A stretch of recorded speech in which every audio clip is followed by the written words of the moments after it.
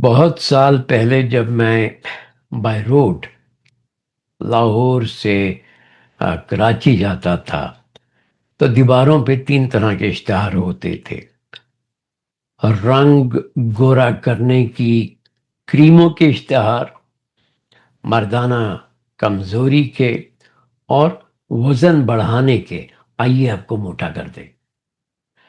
اب پچھلے کچھ سالوں سے یہ ٹرینڈ تبدیل ہو چکا ہے۔ پہلے دو مسائل تو اب بھی وہی ہیں، یعنی گورا رنگ اور مردانہ کمزوری، لیکن تیسرا مسئلہ جو ہے وہ الٹ ہو چکا ہے۔ اب دیواروں پہ وزن کم کرنے کے اشتہارات زیادہ نظر آتے ہیں۔ تو اس وقت ایشین ممالک میں صحت کا سب سے جو بڑا مسئلہ ہے وہ موٹاپا ہے۔ پاکستان کی 1/4 یعنی 4 میں سے 1 جو فرد ہے وہ موٹاپے کا شکار ہے۔ اچھا، اب اس میں موٹاپے کے مختلف درجے ہیں، کچھ کم کچھ زیادہ۔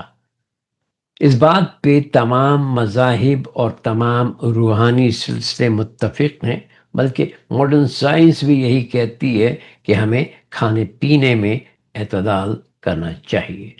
موٹاپا، گھبراہٹ، ٹینشن، اداسی اور دیگر ذہنی مسائل کے علاوہ شوگر یعنی ڈائبیٹس، دل اور بلڈ پریشر کے امراض، جوڑوں کے امراض اور حتیٰ کہ کینسر کی وجہ بن سکتا ہے۔ اسی طرح حد سے کم کھانا بھی ذہنی اور جسمانی مسائل کی وجہ بن سکتا ہے۔ خوراک کا ویسے سٹریس اور ٹینشن سے بھی تعلق ہے۔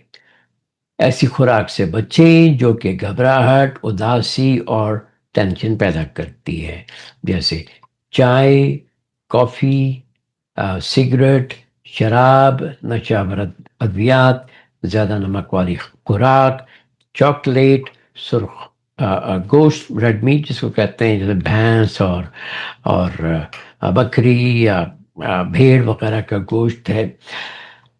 ہارمونز سے پلے ہوئے جانور، جس طرح ہمارے آج کل ہوتا ہے ہر جگہ پر، یہ بہت زیادہ کھانے کے دوران پانی پینا، اسی طرح کھانے پینے کی ایسی عادات مت اپنائیں جو گھبراہٹ کی وجہ بنتی ہیں، جیسے کہ تیزی سے کھانا کھانا، کھانے پہ دھیان نہ دینا، کھانا دیکھ رہے ہیں اور ٹی وی چل رہا ہے، موبائل استعمال کر رہے ہیں، خوراک صحیح طرح نہ چبانا، اور بس 5 منٹ میں کھانا ختم کر دینا۔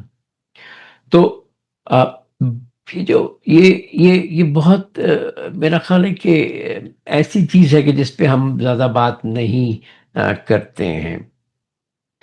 کھانے کے درمیان زیادہ پانی پینا، بھوکا رہنا، بھوک کی کمی کی وجہ سے شوگر لیول کم ہو جاتی ہے، جو ٹینشن کی وجہ بنتا ہے وغیرہ۔ میں اس معاملے پر ایک تفصیلی پروگرام بھی کروں گا، لیکن اس وقت چند ٹپس پہ گزارا کر لیں۔ سب سے پہلے تو اپنا BMI چیک کریں، یعنی باڈی میس انڈیکس۔ آپ بس BMI یاد رکھیں، اس سے آپ کو پتہ چلے گا کہ آپ کو موٹاپے کا مسئلہ ہے یا نہیں۔ پھر جو دوسری چیز جاننے والی ہے وہ یہ ہے کہ کچھ کیلوریز کے بارے میں اپنی معلومات میں اضافہ کریں۔ دیکھیں، ہم جو کچھ بھی کھاتے ہیں، وہ جو توانائی حاصل ہوتی ہے، وہ چھوٹی چھوٹی بیٹریز کی شکل میں ہمارے جسم میں جمع ہو جاتی ہے۔ انہیں ہم کیلوریز یا اس کی جو واحد ہے یا سنگلر ہے، وہ ہے کیلری۔ تو جسم کی مختلف فنکشنز ہیں جس کے لیے یہ کیلوریز کام آتی ہیں۔ ایندھن کے طور پہ مثال کے طور پہ اپنے آفس کے کام کے لیے 500 کیلوری استعمال کی، مثال دے رہا ہوں میں، ضروری نہیں ہے۔ برتن دھونے کے لیے 200، جھاڑو دینے کے لیے 400، 1 گھنٹہ سائیکل چلانے کے لیے 2000 آپ خرچ کرتے ہیں۔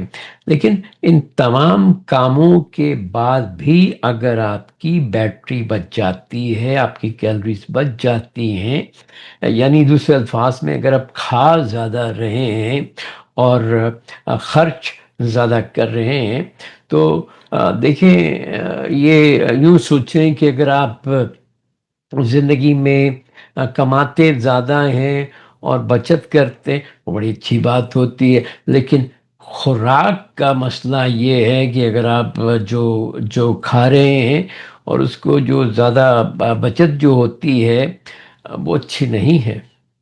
یعنی خوراک کے معاملے میں بچت اچھی چیز نہیں ہے۔ جتنا کھائیں وہ سارا کا سارا آپ کی توانائی جو ہے وہ خرچ ہو جانی چاہیے۔ اگر وہ بچ جائیں گی تو جو کیلوریز بچ جاتی ہیں، جو بیٹریز آپ کی بچ جاتی ہیں، آپ کا جسم انہیں چربی کی شکل میں سٹور کر لیتا ہے۔ تو یہ دوسری جو اہم بات ہے وہ یہ ہے کہ آپ کسی کیلوری کیلکولیٹر پہ جائیں۔ اب میں آپ کو اس کی ایک مثال بھی دیتا ہوں۔ اچھا، یہاں پر آپ کو پتہ چلے گا کہ جو ہے آپ کے جسم کو کتنی کیلوریز کی ضرورت ہے۔ تیسری جو چیز ہے وہ یہ ہے کہ آپ کو یہ پتہ ہونا چاہیے کہ کس کھانے میں کتنی کیلوریز ہیں۔ اس کا طریقہ یہ ہے کہ کھانے کو گوگل کر لیں۔ جو کچھ بھی کھاتے ہیں، دیکھیں بہت ساری ایپس وغیرہ بھی ہیں، لیکن بہتر یہ ہے کہ جو ہے آپ جو آپ کھانا کھاتے ہیں اس میں لکھ دیں 1 پلیٹ چکن کری، یا ایک جو پلیٹ چکن تکہ مسالہ، 4 روٹیاں، ٹھیک ہے۔ تو یہ چیزیں کر کے دیکھیں آپ۔ چوتھی جو بات یاد رکھنے کی ہے وہ یہ ہے کہ آپ کی غذا متوازن ہے یا نہیں۔ یعنی خوراک کے جو 3 اہم اجزاء ہیں، جو کمپوننٹس ہیں، وہ آپ استعمال کر رہے ہیں کہ نہیں کر رہے ہیں۔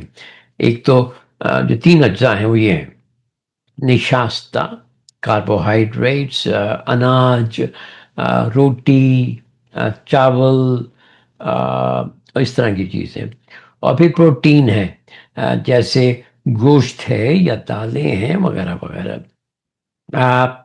اور پھر جو تیسرا جو ہماری غذا کا جو جزو ہے وہ ہے جس کو ہم کہتے ہیں فیٹ یا چربی۔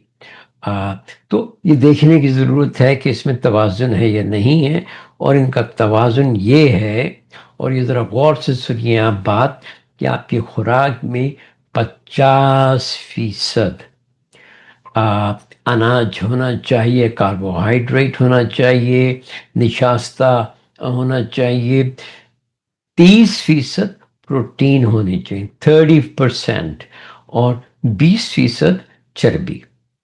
اچھا، اس کے لیے بھی آپ گوگل کر سکتے ہیں۔ مثال کے طور پہ آپ دیکھ سکتے ہیں کہ اگر آپ نے ایک جو پلیٹ ہے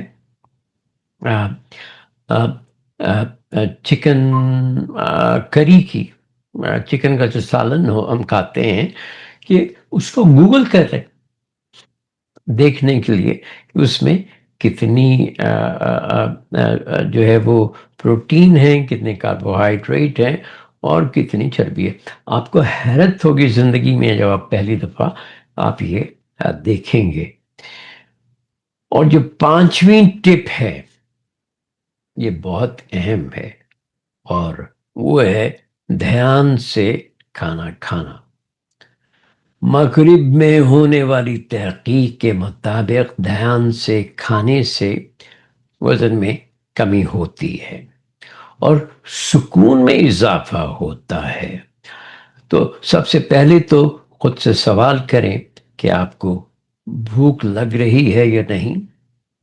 روٹین کے مطابق کھانا، یہ کہ صرف کھانا اس لیے کھانا ہے کہ بہت ہو گیا ہے، یہ کوئی اتنی اچھی عادت نہیں ہے۔ لیکن اس کا مطلب یہ نہیں ہے کہ آپ کا جب دل چاہے کھا لیں۔ کھانے کے 2 یا 3 یا 4 یا 5 جو وقت ہیں انہیں مقرر کریں۔ دن میں 3 دفعہ کھانا کھائیں۔ اگر آپ کو شوگر کی بیماری ہے یا ڈائبٹیز ہے یا کوئی اور مسئلہ ہے تو آپ اپنے چھوٹے پورشنز کر کے دن میں 4 یا 5 دفعہ کھانا کھا سکتے ہیں۔ بے قاعدگی اور بے وقت کھانے والے نہ صرف موٹاپے کا شکار ہوتے ہیں بلکہ ٹینشن اور اداسی اور گھبراہٹ کا بھی۔ کھانے سے پہلے شکر کریں کہ آپ کے سامنے خوراک موجود ہے، کیونکہ اس دنیا میں لاکھوں کروڑوں لوگ ہیں جن کے پاس ایک وقت کھانے کا نہیں ہے۔ ان تمام لوگوں کا شکر کریں جن کی محنت سے آپ کو کھانا ملا۔ کھانا شروع کریں تو موبائل فون، ریڈیو اور ٹیلی ویژن بند کر دیں۔ اخبار یا رسالہ مت پڑھیں۔ کھانا ہمیشہ بیٹھ کر کھائیں، چلتے پھرتے مت کھائیں۔ جب آپ ٹیبل پر بیٹھ کر کھانا کھاتے ہیں تو سب سے پہلے کھانے کی خوشبو اور شکل کو انجوائے کریں۔ ٹھہر جائیں، کچھ 5-10 سیکنڈ کے لیے کھانے کے سامنے بیٹھ جائیں، یعنی کھانا سامنے آتے ہی اس پر آپ پل پڑیں دشمنوں کی طرح۔ کھانے کے دوران بات چیت مت کریں۔ کھانا آہستہ آہستہ کھائیں، خوب چبا چبا کر۔ ہر لقمے پر کچھ دیر سرو کریں، چبائیں۔ خدا کے لیے کھانا چبا کر کھانا شروع کریں۔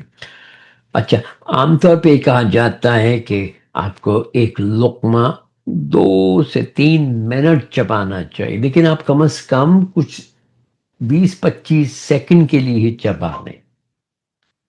کھانے کے لقمے جلدی جلدی مت نکلیں۔ 2 لقموں کے درمیان وقفہ دیں۔ ایسا مت کریں کہ ایک لقمہ منہ میں ہے اور دوسرا ہاتھ میں۔ اگر چھری کانٹے سے کھا رہے ہیں تو 2 لقموں کے درمیان جو چھری کانٹے ہیں ان کو سائڈ پر رکھتے ہیں۔ آپ کا امید ہے کہ کھانا کہیں نہیں بھاگے گا۔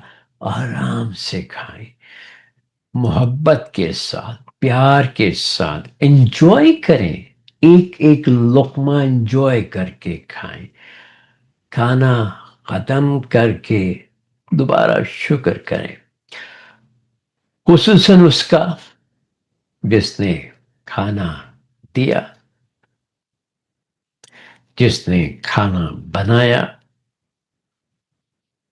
چاہے وہ گھر میں آپ کا کوئی رشتہ دار ہے، بیوی، بیٹی یا ماں، یا چاہے ہوٹل کا بیرا ہے، ویٹر ہے۔ شکریہ ادا کریں جن لوگوں نے کھانا آپ تک پہنچانے میں آپ کی مدد کی۔